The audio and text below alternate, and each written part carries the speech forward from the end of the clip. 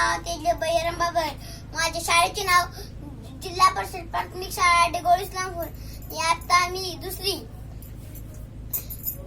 शाळेतून घरी जाताना एका काकाने चिप्सचे पॅकेट घेऊन ते खाल्ले आणि ते संपल्यावर त्यांनी रॅपर ते रस्त्यावर फेकले. माझं लक्ष त्याच्यावर गेले. मी काकांना म्हणलो की कागद उचला. काका म्हणले का आपला परिसर घाण होतो, स्वच्छ नाही होत, आपल्याला रोगराई होते. काका म्हणाले तू कोण? मी म्हणतो की मी स्वच्छता मॉनिटर आहे. काका म्हणाले सॉरी. मी म्हणाले थँक्यू. काकाने कागद उचलला आणि त्या कचरा कोणी टाकला. आणि काका म्हणले की कधीच कागद रस्त्यावर फेकायचा नाही, कागद खाल्ल्यावर डस्टबिन मध्ये फेकायचा. काका सॉरी मला म्हणले.